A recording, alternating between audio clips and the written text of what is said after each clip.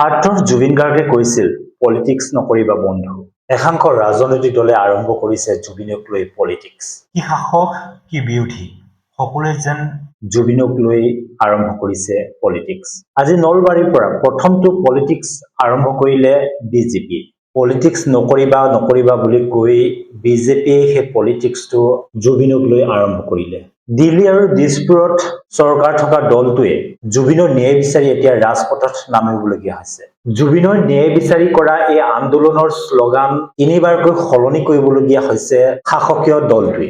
বিজেপিৰ প্ৰথমটো শ্লোগান আছিল ময়ো জুবিন আমিও জুবিন। সামাজিক মাধ্যমত এই শ্লোগানক লৈ ব্যাপক ট্ৰলৰ সন্মুখীন হোৱাৰ পাছত মুখ্যমন্ত্ৰী ডক্টৰ হিমন্ত বিশ্ব শৰ্মাই তাৎক্ষণিকভাৱে সেই শ্লোগান সলনি কৰি ময়ো জুবিন অনুৰাগী আমিও জুবিন অনুৰাগী কৰিবলৈ বাধ্য হৈছে। শেষৰটো শ্লোগান এতিয়া বিজেপিয়ে ৰাখিছে আমাৰ জুবিন প্ৰাণৰ জুবিন।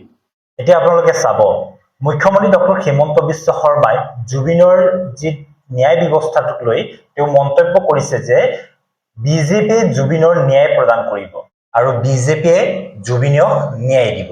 তাৰ বিপৰীত মন্তব্য আকৌ ৰাজ্যিক বিজেপিৰ সভাপতি দিলীপ শইকীয়াৰ।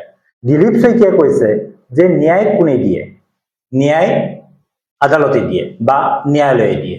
অৰ্থাৎ মুখ্যমন্ত্ৰী আৰু ৰাজ্যিক বিজেপিৰ সভাপতিজনৰ যি ভাষ্য সম্পূৰ্ণ পৃথক আৰু দুয়োটা পৃথক মন্তব্যই এতিয়া বাৰুকৈ বিপাঙত পৰিছে সকলো। এতিয়া এনেধৰণৰ প্ৰশ্ন উত্থাপন হৈছে যে দল আৰু চৰকাৰ মাজত যি সম্পৰ্ক থাকিব লাগে সেই সম্পৰ্ক এতিয়া নোহোৱা হৈ পৰিছে নেকি? অৰ্থাৎ অসম বিজেপিৰ ভিতৰচোৱাত এটা দুটা ভাগত বিভক্ত হৈ পৰিছে নেকি? শেষত এটাই কওঁ যে জুবিনক লৈ পলিটিক্স নকৰিবা বন্ধু। আমাক জুবিনৰ ন্যায় লাগে।